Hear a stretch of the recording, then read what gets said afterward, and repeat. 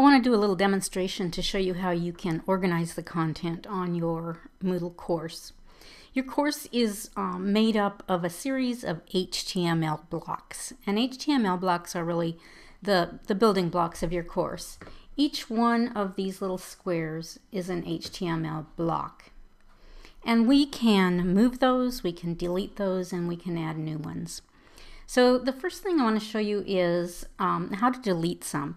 I like to delete all of the extra HTML blocks that I'm not likely to use in a course, because when I have all of these little blocks all around the outside of my course, it makes it look busy and students aren't sure what to pay attention to. So the very first thing I do whenever I have a new course is to go through and delete anything I'm not going to use. So I've found that searching forums is really not very helpful, so I'm going to delete that. I want to delete the latest news. And I do this by just clicking on the little arrow next to the gear and scrolling down to delete latest news. Or whatever the block says, of course. So I don't need the upcoming events for my classes, so I'm going to delete that block. And I don't like this recent activity because I keep track of things other ways, so I'm going to delete that block.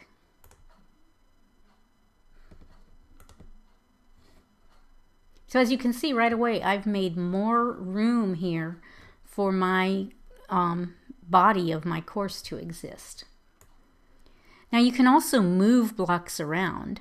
So right now I've got navigation on the top and then administration under that. And then I've got something called add a block that we'll look at in a minute. So let's just rearrange the administration and navigation. I do that by clicking on this little crosshair. It looks like you should be able to drag it, but instead just click on it. And it will give you these options of places. There will be several depending on where you have openings. And I'm just going to move it up to the top, so I'll click up at the top. And now I've got my administration block up at the top. So the last thing I wanted to show you is how to create a new HTML block, which is something you might need to do for your course. And that's down at the bottom on the left-hand side, and it says add a block. And if I click the arrow next to add, I can choose different kinds of blocks. So say for example, I deleted one that I didn't mean to. Maybe I want the activities block back again. I can just choose that right there. What I do want to choose for right now is a blank HTML. So if I choose HTML, that's just going to give me a blank box. So there it is down at the bottom, right here. And I'm going to move it up to the top.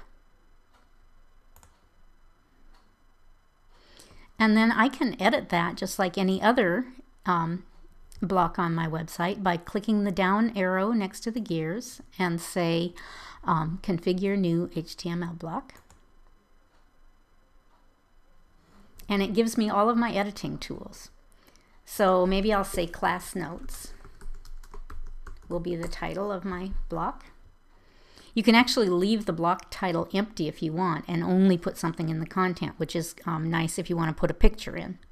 But let's call this class notes, and I'll just make a note. This is where I'll put special notes of interest.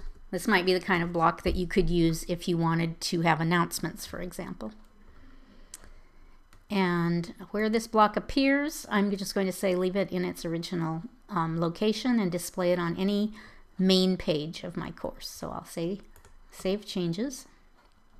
And here it is. It says this is where I'll put special notes. And anytime I want to add a new announcement, all I have to do is click on this arrow and say configure class notes block, and it allows me to update my notes. So this might be a place where I want to have a weekly announcement. So we'll look at some other uses of HTML blocks in a couple additional videos this week.